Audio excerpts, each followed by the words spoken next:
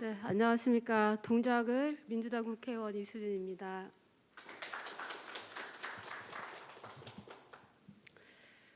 오늘 검찰 개혁의 필요성, 그 중에서도 검찰 수사권을 왜 박탈을 해야 되는가라는 필요성과 방향을 주제로 몇 가지 말씀을 드리고자 합니다. 오늘의 논의가 대한민국 검찰이 앞으로 나아갈 바람직한 방향에 대해 좋은 이정표를 제시하는 자리가 되었으면 합니다. 그동안 검찰은 수사권과 기소권을 모두 보유하고 무소불위의 권력을 행사해 왔습니다. 기소 독점과 기소 편의로 무장한 검찰은 영장 청구권은 물론 직접 수사권까지 행사했고 이들에 대한 아무런 견제 장치도 존재하지 않았습니다. 그 결과 국민의 인권 보호는 도외시되었고 검찰의 반복되는 비리와 제19 감사기식 수사관행으로 인하여 검찰에 대한 국민적 불신은 더욱 커졌습니다. 오늘날의 검찰은 정치 권력에 충실한 신하 역할을 하는데 그치지 않고 정치 권력과 공생 관계를 형성하거나 스스로 정치 권력을 선택까지 할 수 있을 만큼 막강해졌습니다. 그 문제의 모든 근원은 검찰의 직접 수사권 오남용에 있습니다. 앞서 말씀드린 바와 같이 우리나라 검찰은 수사권과 기소권을 독점하고 강한 검찰권을 행사해 왔지만 해외의 사례를 살펴보면 우리나라처럼 검찰의 모든 권한이 독점된 경우를 찾기 어렵습니다. 영미법계를 대표하는 미국의 경우에 일반적으로 검사는 공소제기 유지 업무에 집중하고 실질적인 수사는 경찰이 주체가 되어 수행합니다. 미 연방법에 의하면 연방검찰의 권한에는 기소권만이 명시되어 있습니다. 미 법무부 연방검사 업무 규칙에서도 연방검사의 수사, 개시 요청 권한을 규정하고 있지만 수사 지휘 및 감독권을 규정하고 있지는 않습니다. 미국 연방검사가 부득이 조직범죄, 마약범죄 등 일부 중대한 사건을 직접 수사하는 경우도 있기는 하지만 FBI나 마약 단속국과의 협업을 통해 수사를 진행하는 것이 일반적입니다. 즉 우리나라처럼 검찰이 독자적으로 자체 수사 인력만을 가지고 수사에 착수하지는 않는다는 것이죠. 특히 중대한 연방범죄 사건의 경우에 연방검사가 강제 수사에 착수하더라도 시민들로 구성된 배심원의 승인을 통해 법원에 공소장을 제출하게 됩니다. 검사가 수속 기소에 있어서 시민들의 통제를 받는 거죠. 주검찰의 경우에도 직접 수사를 할 수는 있지만 공판 중심주의 강화 차원에서 대부분의 1차 수사를 다른 수사기관 또는 대배심을 활용해서 진행하는 경우가 많습니다.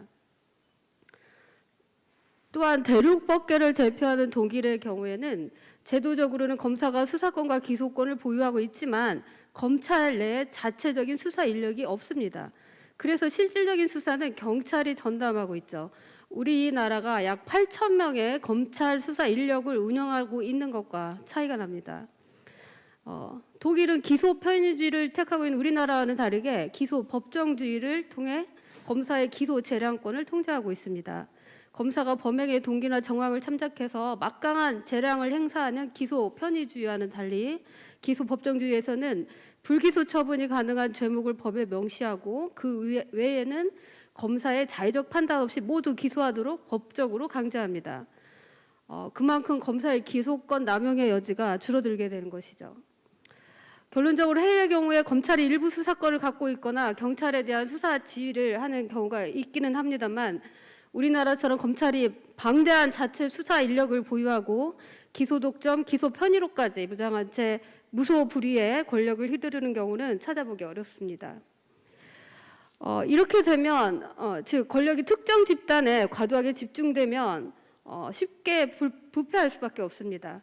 검찰이 표적 수사, 별건 수사, 먼지털이식 수사를 진행하고 그 수사 과정을 보수 언론에 흘려서 여기는 보수 언론인가?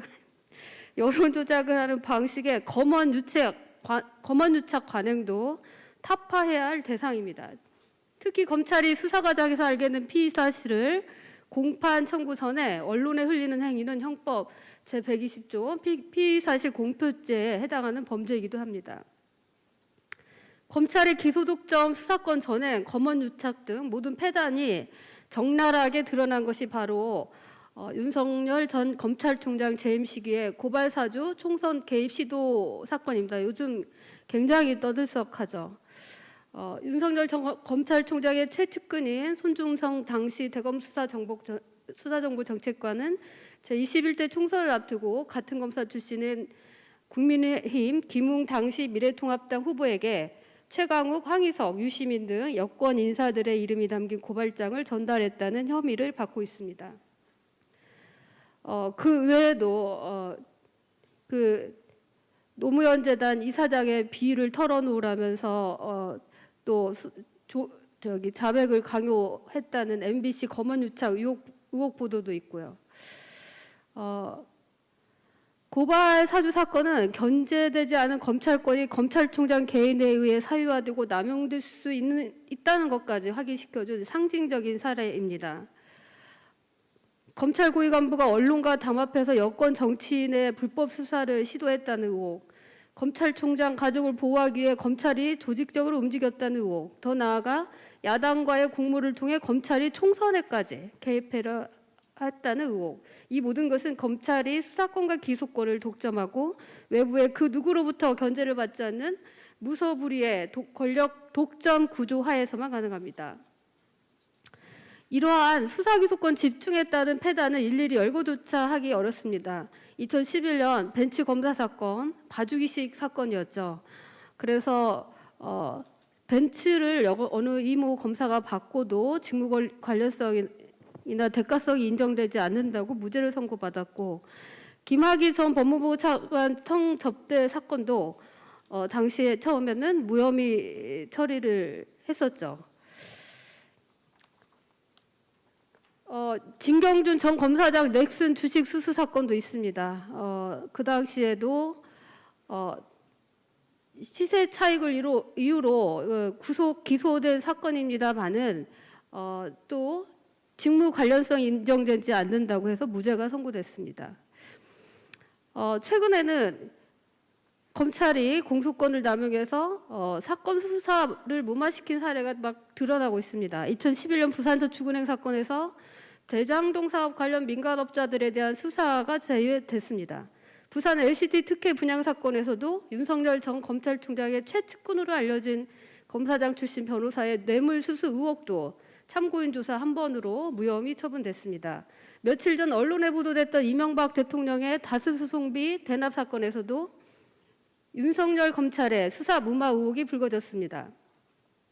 이 전 대통령을 위해 미국의 로펌의 변호사를 대납했던 회사가 삼성 외에도 현대차가 있었는데 이들에 대한 처분이 이루어지지 않았다는 의혹이 있습니다.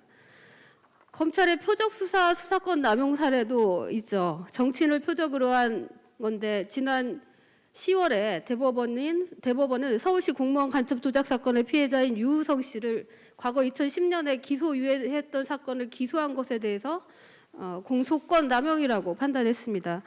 시간을 좀 더 거슬러 올라가면 2014년 서해종 입법로비 사건에서 현역 의원 3명에 대한 표적 수사가 있었죠. 한명숙 전 총리에 대한 모해 이중 사건 역시 대표적인 수사권 남용 사례입니다. 하여튼 이렇게 소개해드린 검찰 고위 간부의 부정부패, 내로남불식 수사 관행, 수사 기소권 남용과 정치 개입, 검언 유착 등 각종 패단은 왜 검찰권이 개혁의 대상인지, 왜 검찰 권력이 견제받아야 하는지를 단적으로 보여주는 일부 사례에 불과합니다. 그동안 검찰개혁을 위해 노력이 없었던 것은 아닙니다. 민주당의 검찰개혁은 오랜 역사를 갖고 있습니다.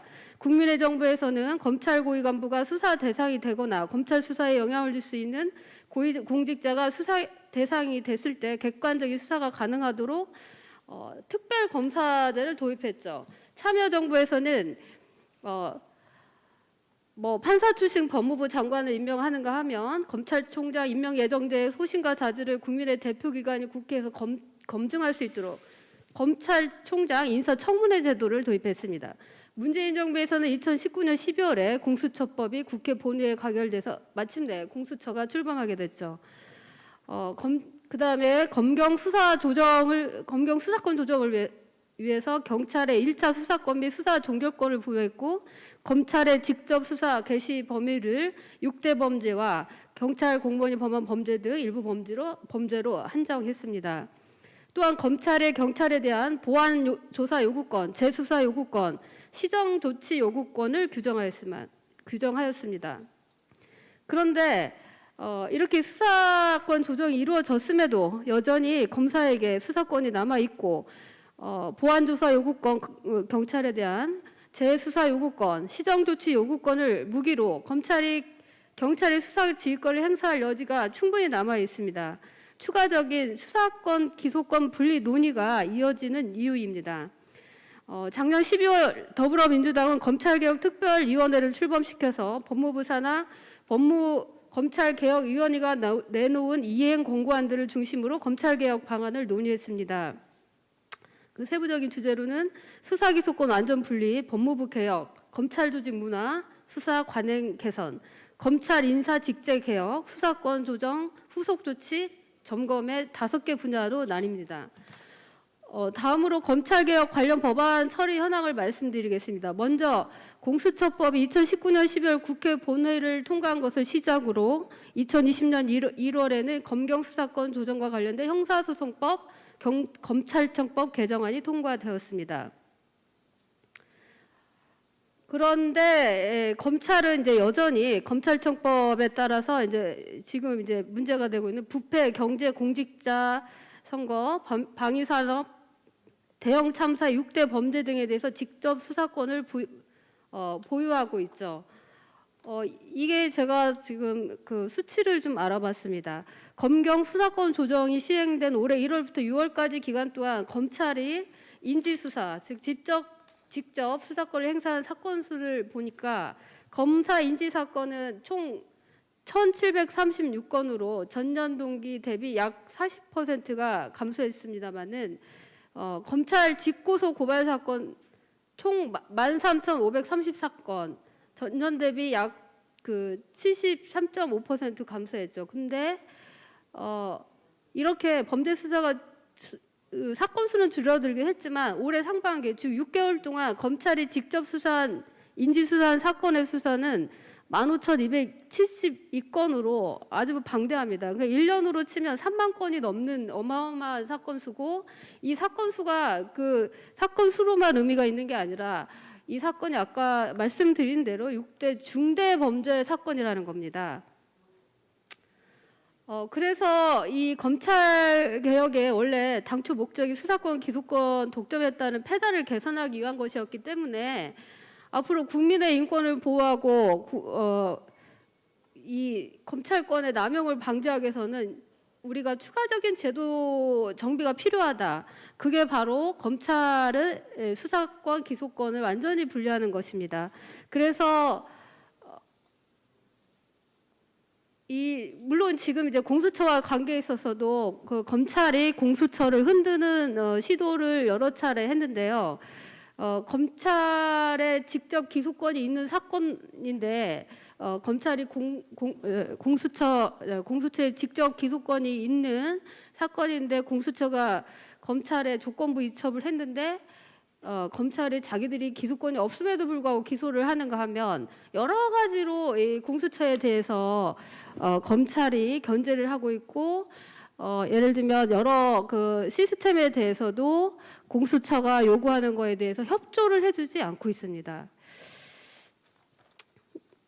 즉 그 수사 그 역량이 부족하고 아직 인력이나 제도 면에서 좀 떨어지고 있는 공수처에 대해서 검찰이 수적으로 물적으로 협조를 안 하고 있는 것이죠. 그래서 민주당은 그래서 검찰의 수사권을 타 수사기관을 만들어서 거기에 수사권을 넘기고 검찰은 공소관, 인권 옹호관으로서 역할에 집중하도록 법안을 발의를 하고 있습니다. 즉 수사를 하고 싶은 검사들은 수사청으로 가고 검사로서 헌법상 영장 청구권을 행사해야 되는 검사, 공소 제기 유지만 하고 영장 청구를 해야 되는 정확히는 신청이죠. 이런 검사 역할을 하는 하고자 하는 검사들만 이제 검찰청에 남으라는 거죠. 이 지금 김용민 의원이나 황운하 의원 저까지 내놓은 법안의 세 가지 공통점은 바로 그것입니다. 지금 6대 범죄에 대해서 수사 기소권이 분리되지 않았는데 6대 범죄에 대해서 수사권을 분리를 하는 거죠. 기관을 다시 분리를 해서 그래서 수사청에서 그 범죄를 수사를 하고 나머지 검찰청에서는 공소 제기 유지하고 영장 신청만 하도록 하겠다는 것입니다. 그래서 여기까지 이제 와야 검찰의 개혁이 제대로 완성이 된다. 그래서 민주당에서는 이 검찰의 수사기소 분리에 대해서 앞으로 계속 법안 개혁 개정에 대해서 논의를 할 예정입니다. 여기까지 제 발표는 마치겠습니다. 감사합니다.